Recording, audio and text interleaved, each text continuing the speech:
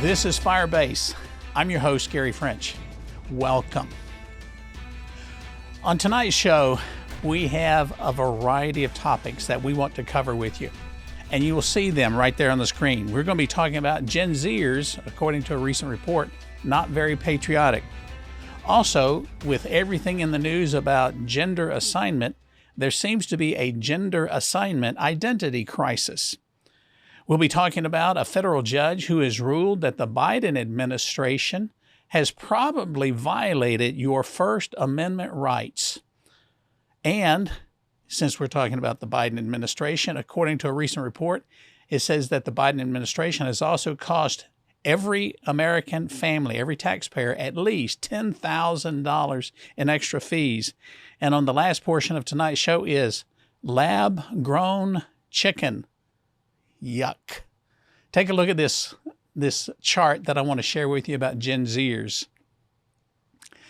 There was a recent survey that I came across from Morning Consult that was reported on Prager University, and it indicated that the patriotic sentiment is the lowest among Gen Zers.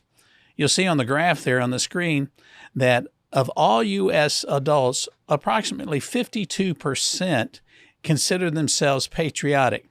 And it's showing that the baby boomers, of which I am in that generation, says 73% of us remain patriotic. The Gen Xers, 54% are patriotic, and it drops significantly to the millennials at 36% and down to 16% of the Gen Zers being patriotic.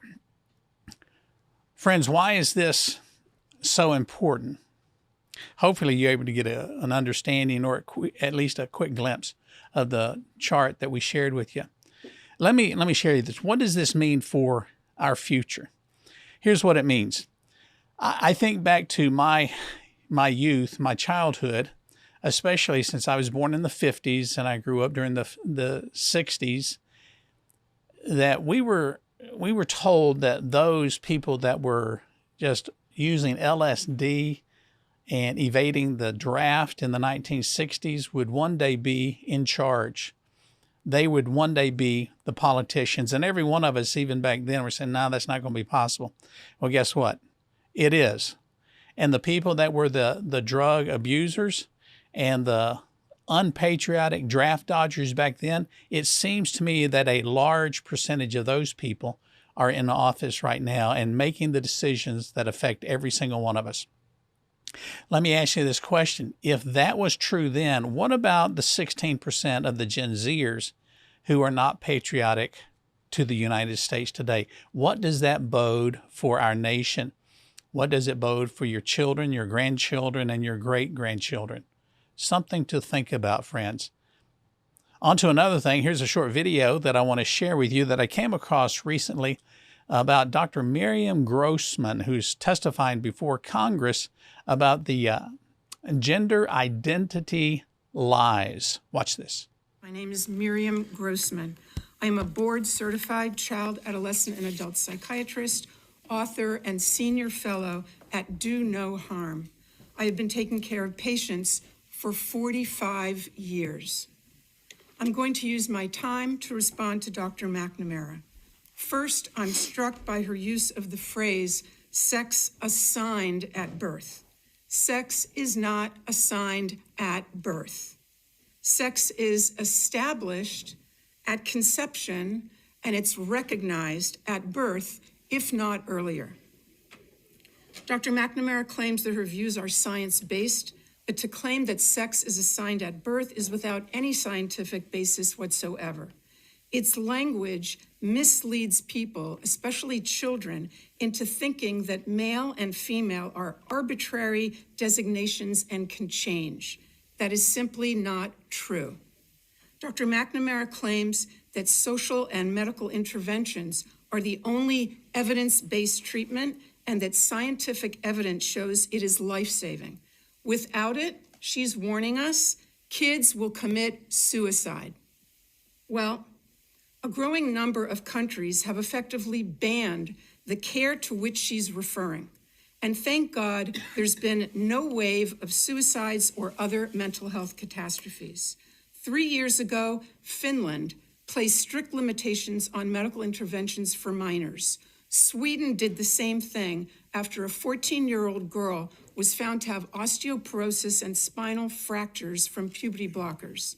An investigation concluded, quote, the risks of anti-puberty and hormone treatment for those under 18 currently outweigh the possible benefits. The UK conducted a review and called the evidence very low. They've also placed severe restrictions on the care that Dr. McNamara calls life-saving. Norway also analyzed the data and has made similar changes in policy. The National Academy of Medicine in France warned, quote, great medical caution must be taken in children and adolescents, given the vulnerability of this population and the many undesirable, even serious complications the therapies cause. Doctors in New Zealand and Australia have published similar statements. Did you hear what she said? The vulnerability of children.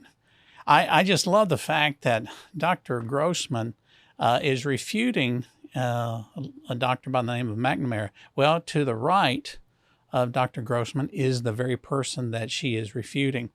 I say good for Dr. Grossman. We need more people of that caliber and that strength of character who's willing to take a stand.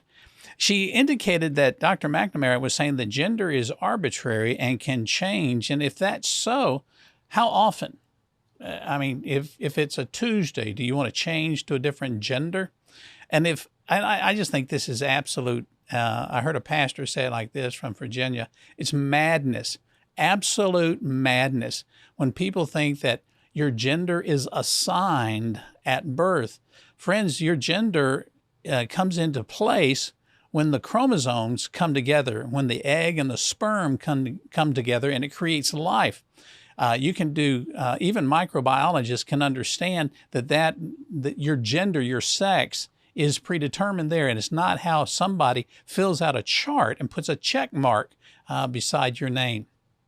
It's simply not true of what the experts, the real experts, are telling us about this gender assignment. Friends, it is all demonic in nature. There is no link, according to what Dr. Grossman was saying, between an increase of suicide by telling the children, no, you can't have a sex change today. Let's go buy you a lollipop instead. There is the need to have great caution in our culture and our society today, because there is an increased danger for our children when we push surgery for a transitioning. This idea of transitioning in our culture today is absolutely madness. Let me read a couple of things with you that I came across in a book called Rape of a Nation. The title is shocking, but it is absolutely powerful. And it asks the question, what's happening here in the United States? And here's the answer. Because we have allowed men to forget God. By not constantly making our presence felt throughout society, America has moved away from the Judeo-Christian values upon which our nation was founded. The author here is saying it's because you and I, if we are professing to be to have a core belief of Judeo-Christian values, because we have been silent for far too long, we have allowed this insanity, this madness, to just run rampant in our culture today. We've abandoned the God of our youth. We have abandoned the core tenets of what it means to be a faithful follower. G.K. Chesterton once wrote, "The trouble when people stop believing, when they stop believing God, is not that they thereafter believe in nothing." The person who says, "I'm just not going to believe in God," what Chesterton is saying is that they just don't believe in nothing after that. It's that thereafter they believe in anything. When you say you're not going to believe in God, it doesn't mean that you're just not going to believe in nothing, because you'll believe in anything after that. That anything, in our case, in the United States of America, has been a completely new mindset that we call secular humanism. And the deceptive monster of secular humanism and liberalism within our land has led us to the place of self-worship. I don't feel like I should have to be forced to worship God, so therefore I'm not going to go to church. Well, friends, you're not forced to worship God. You're not forced to believe that Jesus is the way, the truth, and the life. You're not forced to go to church. Some of the greatest preachers that I've ever heard in my life would say that when they were little, they had a drug problem. And they said, here's the drug problem. My mama drugged me to church, drugged me to Sunday school, and I never missed a Wednesday night. That's some valid understanding for us right there. That is some key parenting that we need to have within our own lives. Friends, while the church sleeps, demonic influences are running rampant in our nation, and chaos is ensuing. We need to know that the gender identity crisis, this gender assignment, is demonic. There, I said it. After we get back from this short break, we're going to cover some other topics this evening, and hopefully you will stick with us through the rest of the show tonight. Don't go anywhere, friends. We'll be right back.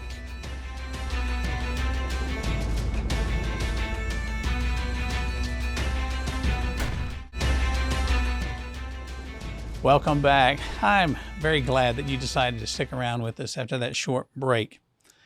Well, I came across this story recently, and it really piqued my interest. There was an article that says that President Biden and his administration likely violated the First Amendment during the COVID-19 pandemic. A federal judge, a U.S. District Court judge, is currently preventing the White House and the entire staff from meeting with tech officials. And this is all over the news. And what's fascinating to me, even the mainstream media is now being forced to cover these articles. For a long time, a lot in the media covered this up. And there's a lawsuit brought against the federal government, against the president, his administration, and the lawsuit includes Google, Meta, and Twitter. They've all been named in the lawsuit. And what's going on is that just this very week, there's a Louisiana judge, Terry H. Doughty, who was writing a response to lawsuits brought by attorney generals from Louisiana and Missouri, because the suits are alleging that the White House coerced or significantly encouraged tech companies to suppress free speech during the COVID-19 pandemic. And what the judge is doing is that he is barring several federal officials and agencies, including many within the Biden administration, and specifically White House Press Secretary Karine Jean-Pierre, I would say it, Karen Jean-Pierre, from contacting social media companies to suppress speech.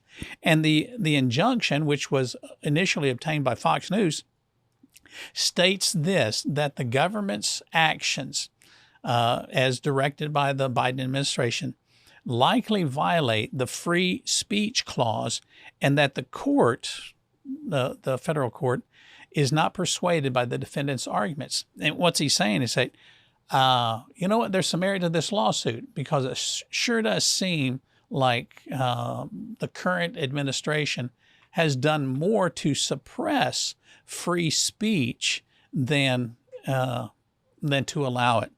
And one of the things that was striking to me is that the federal judge wrote these words: during the COVID-19 pandemic, a period perhaps best characterized by widespread doubt and uncertainty, the United States government seems to have assumed a role similar to an Orwellian ministry of truth.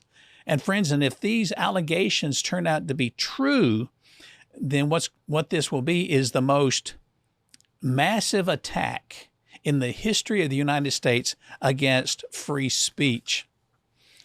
Also, the United States, we're going to stay with the Biden administration right now. according to a research group, they've come out and said, when it's talking about prosperity of the average American here in the United States has seen an across-the-board capital crisis that's not been seen in decades. And what this is talking about, that Casey Mulligan, who is a University of Chicago professor and the former chief economist at the White House Council of Economic Advisors, had said that the current administration is hurting our economy, and it hurts regular people in their everyday lives.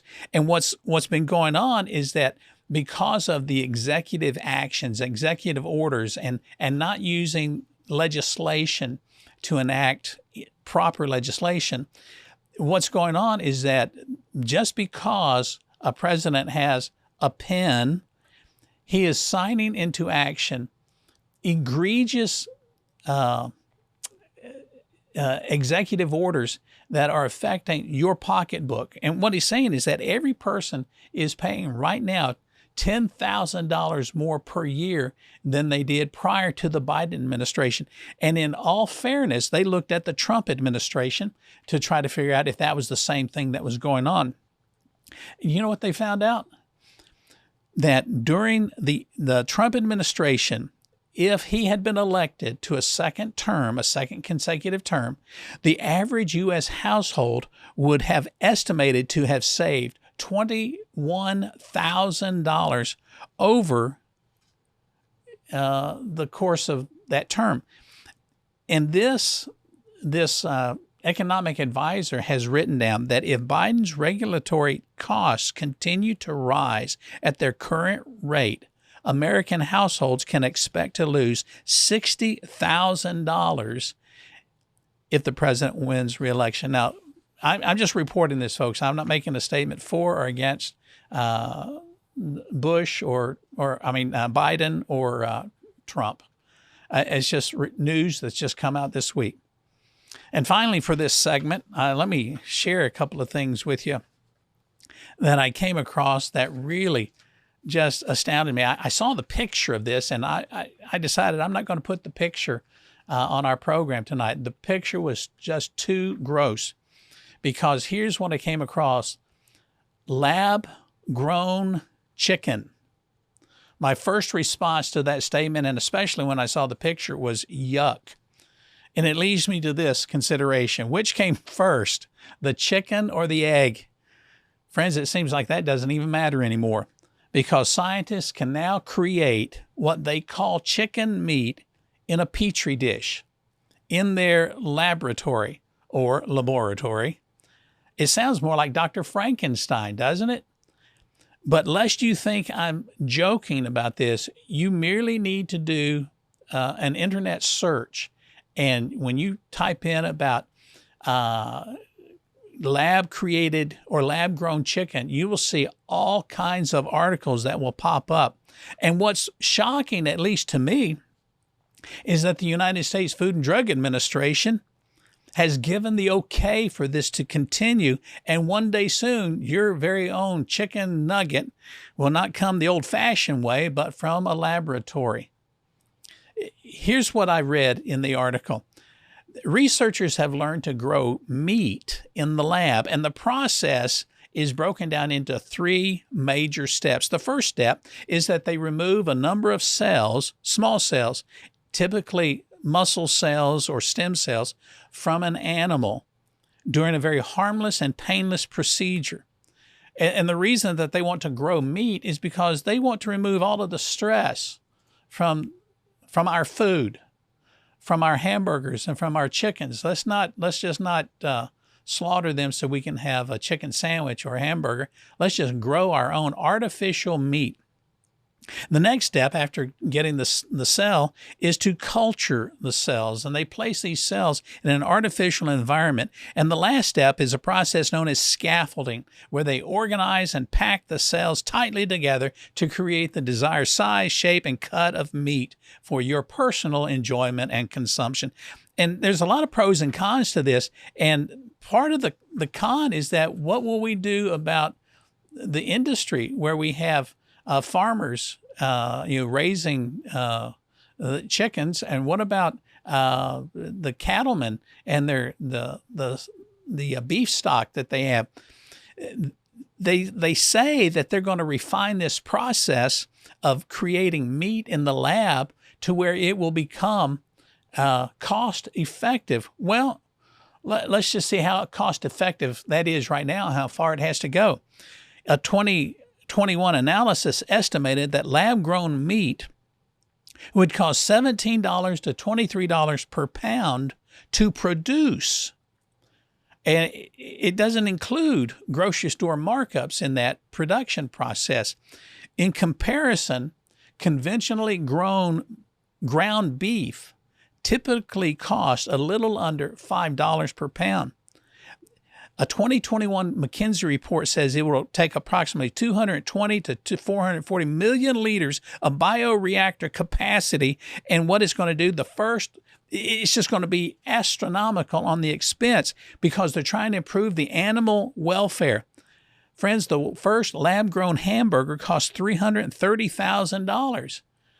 How's that for fast food?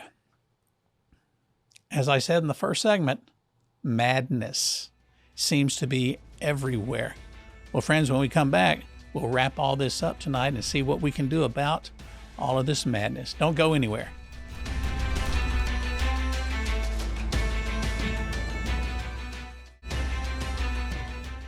Welcome back.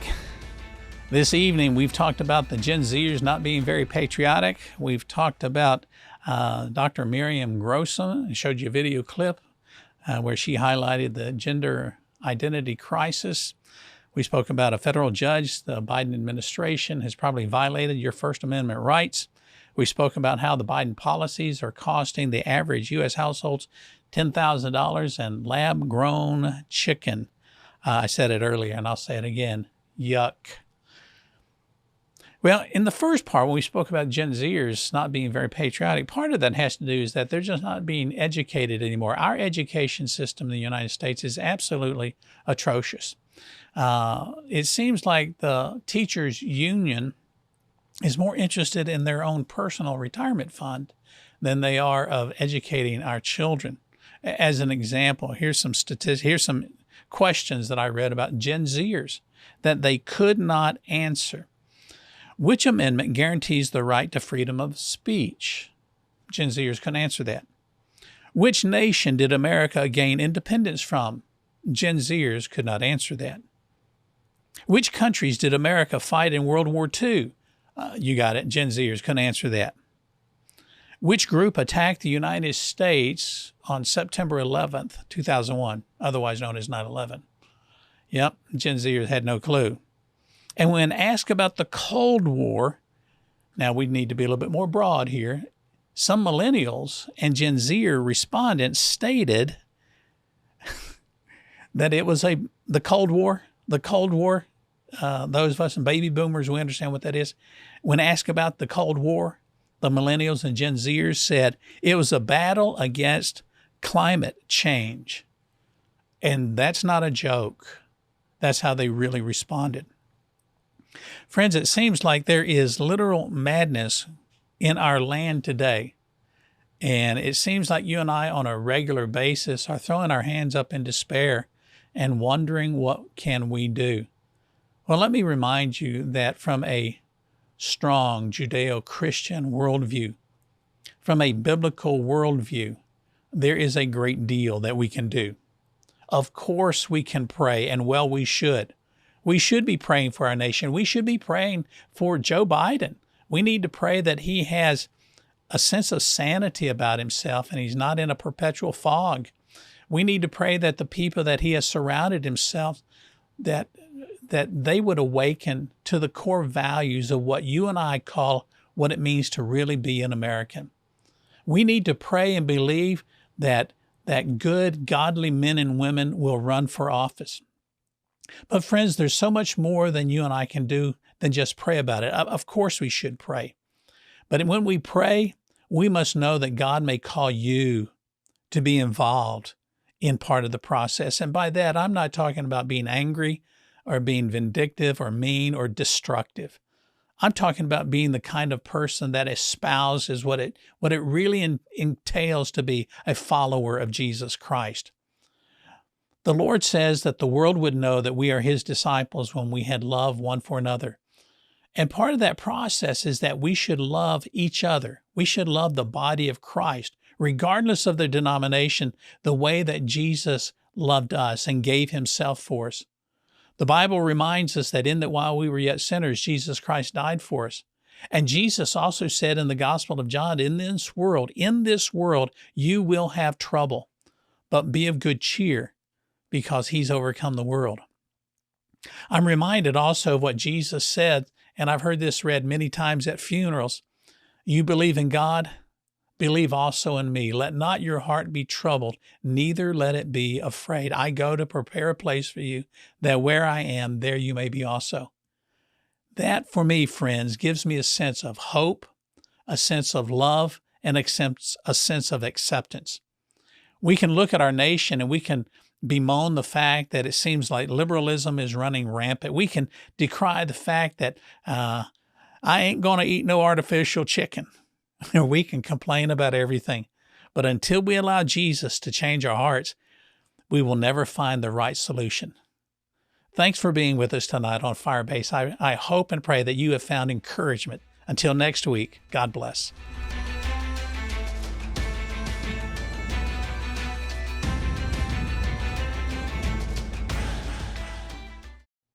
Thanks for watching this most recent episode. Click below the like button. Provide any comments that you like. Also, we will get back to you as soon as we can after you write to us at P.O. Box 39, Perry Park, Kentucky, 40363.